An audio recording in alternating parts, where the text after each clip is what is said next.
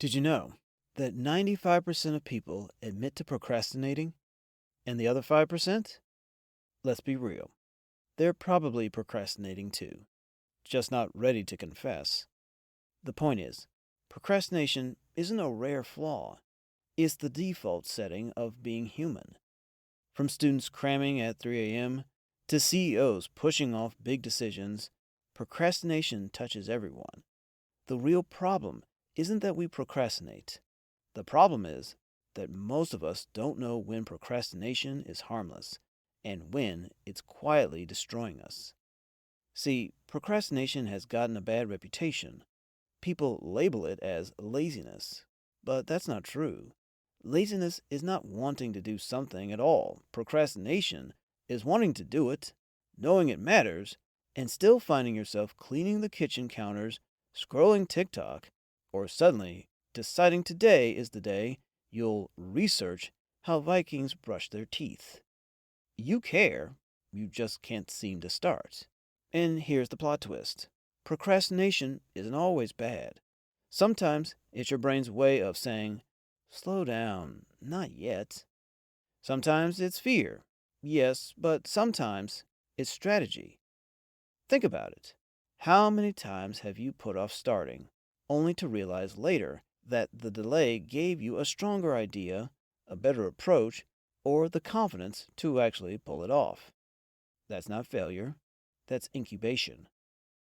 Psychologist Adam Grant calls this strategic procrastination. It's when you delay, not to avoid, but to incubate. Steve Jobs was known for it. He'd leave decisions hanging for weeks, not because he didn't care, but because he believed ideas needed to breathe before they became brilliant. For him, procrastination wasn't an obstacle, it was part of the creative process. Science agrees. Studies show moderate procrastinators are actually more creative than people who start immediately. Why? Because when you wait, your subconscious starts making connections. It works behind the scenes, pulling ideas together in ways you couldn't have forced. That's why your best ideas often come in the shower, on a walk, or while you're supposed to be working on something else. But here's the catch: incubation only works in moderation. If the delay comes with curiosity, it fuels creativity. But if the delay comes from fear, that's when procrastination shifts from ally to assassin. One version buys you space to think, the other bleeds your confidence dry. In the next chapter, we'll unmask the two faces of procrastination: the one that makes you brilliant, and the one that quietly convinces you you're not enough. Chapter 2: The Two Faces of Procrastination. Here's where it gets tricky. Procrastination has two sides. On the surface, they look the same. You put off the task, you distract yourself, you say, I'll do it later. But under the surface, they couldn't be more different. One side can sharpen your creativity and help you produce your best work. The other side chips away at your confidence until you barely recognize yourself. The second face? That's toxic delay. This is procrastination's dark twin. It's when you avoid, not because you're strategizing, but because you're afraid. Afraid of failing, afraid of succeeding, afraid of looking foolish, afraid the result won't measure up to your expectations. Toxic delay isn't about giving yourself space, it's about running from discomfort. Let me paint the difference. Imagine you've been asked to deliver a presentation at work. If you delay because you need time to gather better data and craft stronger slides, that's productive delay. If you delay because you're terrified your boss will think you're incompetent, that's toxic. The action, putting it off, looks identical, but the root cause is what makes or breaks you. So, how do you tell the difference in your own life? Pay attention to how you feel afterward. Productive delay leaves you with clarity, energy, or maybe even relief. Toxic delay leaves you guilty, anxious, and stuck in self criticism. The first phase fuels momentum, the second phase feeds shame. And here's the trap: most of us confuse the two. We tell ourselves, I'm just waiting for inspiration, when really we're hiding from fear. We say, I work better under pressure, when really we've trained ourselves to survive panic, not to thrive in calm. Toxic procrastination wears the mask of productivity, and that's why it's so dangerous. It convinces you it's helping when it's actually hurting. Which raises a deeper question. If procrastination is really about fear and emotions, not just time, what exactly is happening in the mind when we delay? In the next chapter, we'll dive into the hidden psychology of procrastination and why you avoid the things you care about most. Chapter 3: The Hidden Psychology of Procrastination. Here's the truth: procrastination isn't really about poor discipline or weak willpower. It's not even about time management. At its core, procrastination is an emotion regulation problem. When you procrastinate, you're not avoiding the task itself. You're avoiding the uncomfortable feelings that come with it. Think about it. You don't avoid going to the gym because lifting weights is too complicated.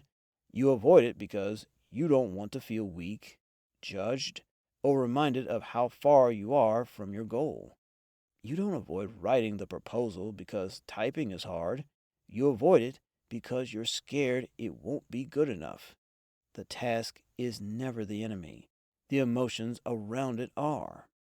Psychologists call this task aversiveness. The more unpleasant emotions a task triggers, boredom, anxiety, self-doubt, perfectionism, the more likely you are to avoid it. Your brain, designed for survival, doesn't care about long-term goals. It cares about short-term relief. So when you delay, you get a quick hit of comfort. You escape the discomfort for now. That's why procrastination feels so good in the moment and so awful later. And here's where it gets sneaky. Procrastination is addictive. Every time you delay and distract yourself, your brain rewards you with dopamine. It feels like you fixed the problem by not dealing with it. But really, you've reinforced the cycle. Stress leads to avoidance, leads to temporary relief, leads to bigger stress later. That's why procrastination often spirals, especially on the tasks that matter most.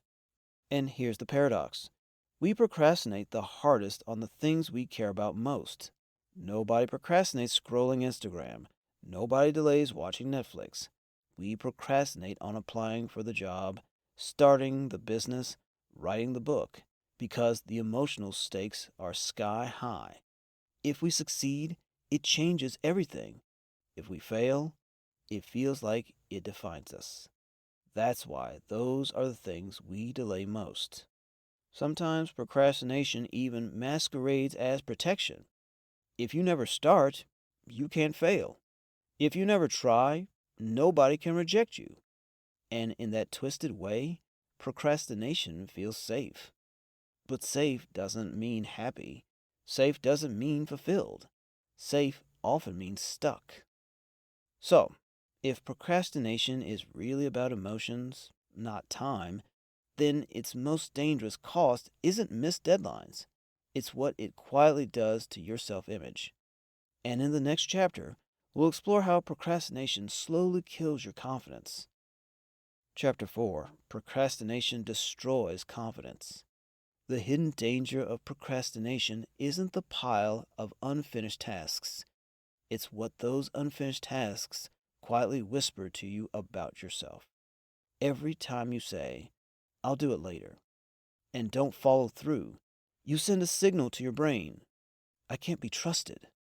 Over time, that belief doesn't just attach to the task, it attaches to you. Confidence isn't about being fearless or flawless. It's about self-trust, the quiet belief that when you say you'll do something, you actually will. That's why procrastination is so destructive. It erodes that self-trust brick by brick. You don't just miss deadlines, you start doubting yourself in other areas of life too. Think about the promise you've made to yourself. I'll start working out Monday. I'll wake up earlier. I'll finish that project tonight. When those promises break, The task itself doesn't matter as much as the story your brain records. Instead of, I missed it once, the brain rewrites it as, I never followed through. That story, repeated enough times, becomes identity. And that's the identity trap. You go from, I procrastinated to, I am a procrastinator. It becomes part of your self concept. And once your identity takes that shape, it doesn't just affect what you do, it affects what you believe you're capable of. That's why some of the most brilliant people you know are stuck, not because they lack talent, but because they've internalized procrastination as part of who they are. Psychologists call this the procrastination shame spiral. Here's how it works: you delay, you feel guilt and shame, then you delay again to avoid those things. Round and round it goes until your confidence has eroded so much that even small tasks feel overwhelming. It's not laziness, it's learned helplessness. You've trained your brain to believe effort doesn't matter. J.K. Rowling has admitted she procrastinated heavily while writing the first Harry Potter book, sometimes staring at blank pages for hours, paralyzed by self doubt. Imagine if she let that spiral win. Millions of readers and her own life would be completely different. What saved her wasn't the absence of procrastination, but her refusal to let it define her. So, how do you break the spiral? How do you stop procrastination from becoming part of your identity and rebuild self trust? The answer lies in asking a few simple but uncomfortable questions, the kind that force procrastination to reveal its true motives. That's what we'll cover in the next chapter.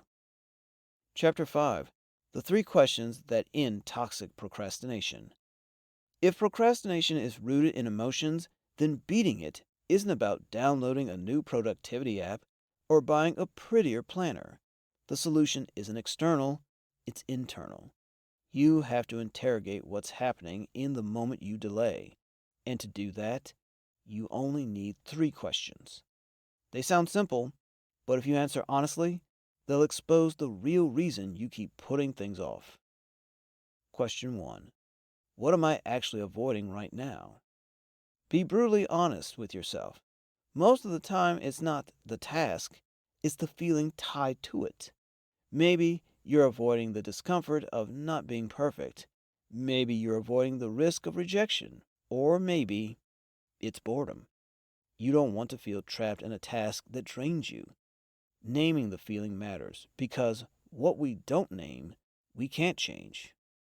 Question 2: What am I afraid will happen if I start?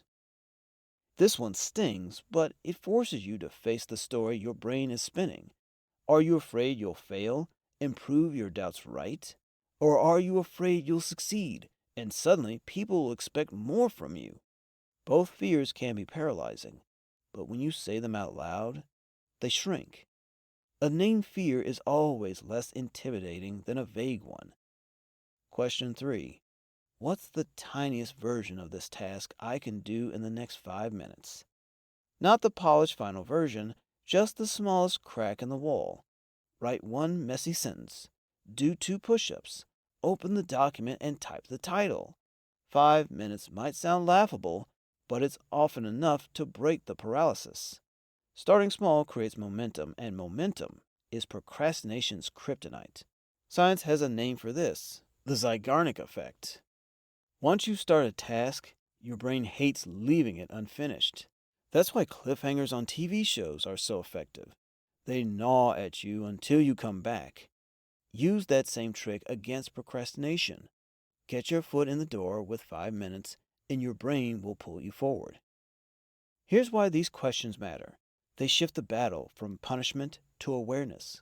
Instead of telling yourself, I'm lazy or I'm broken, you start asking, what's really going on here? That small shift transforms procrastination from a monster you run from into a mirror you learn from.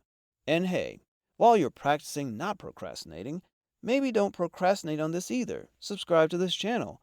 You've been meaning to, and you know future you is going to be glad you did. Okay, back to the good stuff. Now that you know how to expose procrastination's tricks, the next step is even more powerful. Learning how to use procrastination as fuel instead of fighting it like an enemy. That's what we'll explore in the next chapter. Chapter 6: How to Use Procrastination as a Tool. Here's the twist most people don't expect. You don't have to eliminate procrastination to succeed. In fact, some of the greatest thinkers, writers, and leaders didn't fight procrastination, they redirected it. When you stop seeing it only as a weakness, procrastination can actually become one of your most useful tools. Strategy 1: Procrastinate with purpose.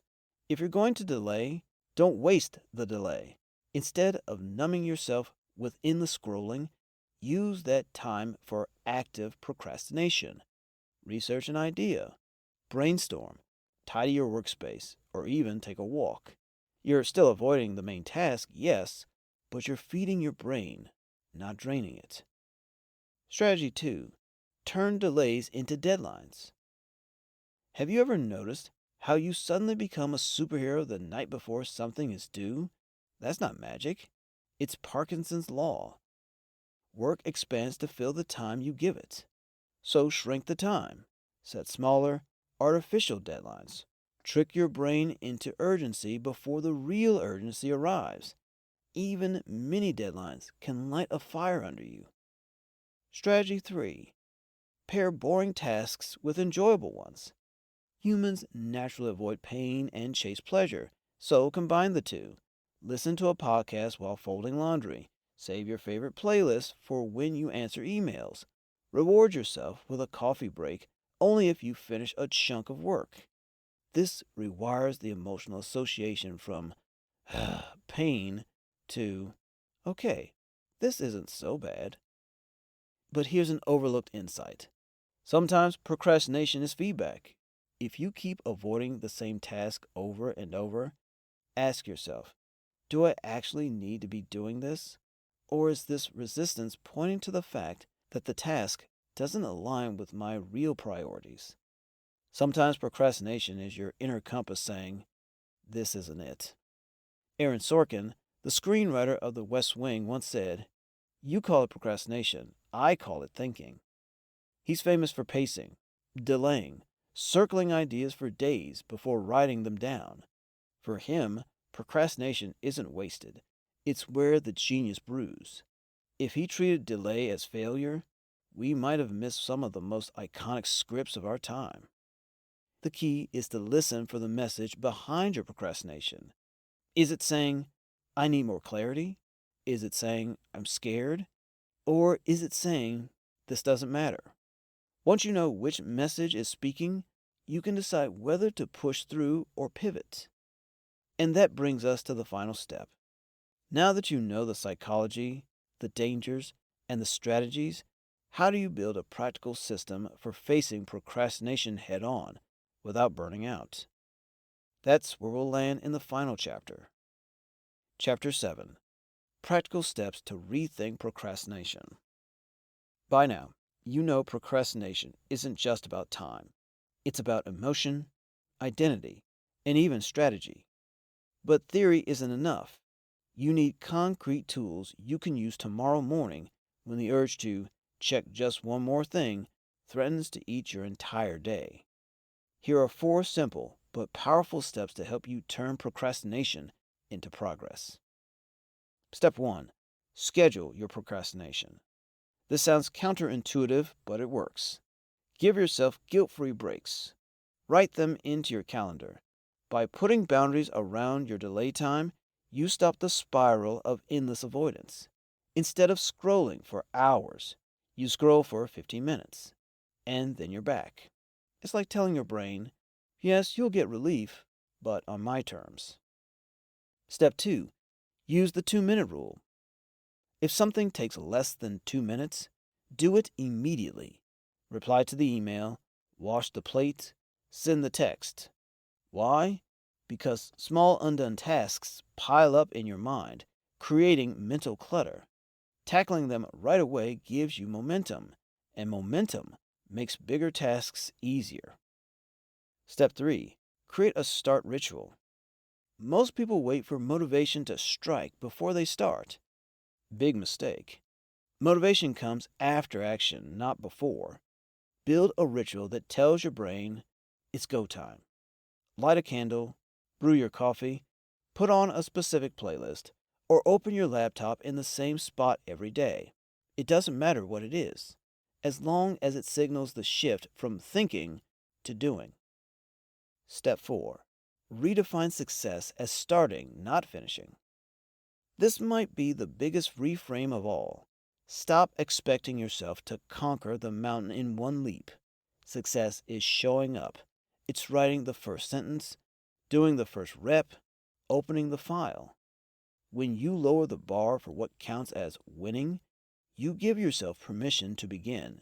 And once you begin, finishing follows naturally. And here's a bonus tip. Separate your identity from your habits. You procrastinate, yes, but you are not a procrastinator. That label is a trap. Even highly disciplined people procrastinate. They just don't attach it to their identity. They see it as a behavior, not a personality trait. You can do the same. But there's one last piece of the puzzle. Even with all these tools, the danger of procrastination isn't the minutes you waste. It's the life you never live. And that's where we land in the closing. Here's the uncomfortable truth. The real danger of procrastination isn't the minutes or hours you lose. It's the years. It's the business idea that never leaves your notes app. It's the novel stuck at chapter 3. It's the friendships you meant to nurture. The health goals you meant to start.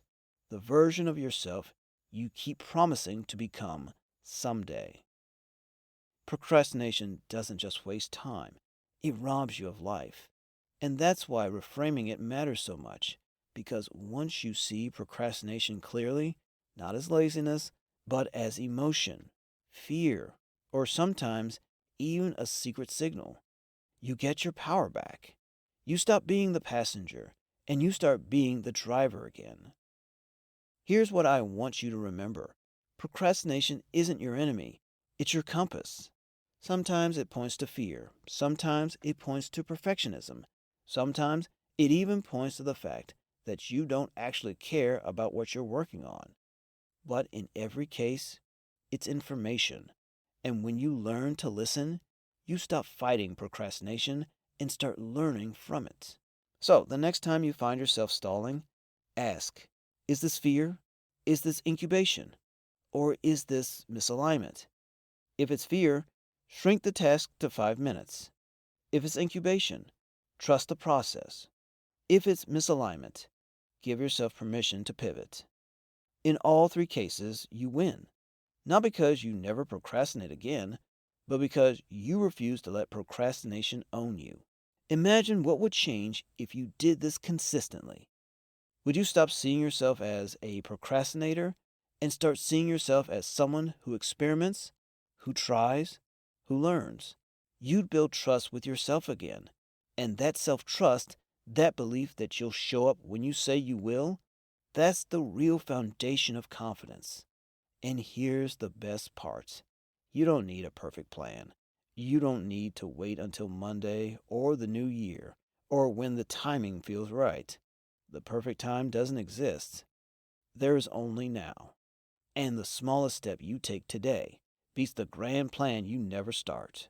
So maybe, just maybe, procrastination isn't the villain you thought it was. Maybe it's the teacher, the one that keeps reminding you that life doesn't happen later. It happens now. And you don't need to do it all. You just need to start. And hey, don't procrastinate on this either. Subscribe to this channel, or at least pretend you did, so I feel better. Either way, do something today, even something tiny, because the tiniest action will always beat the biggest delay.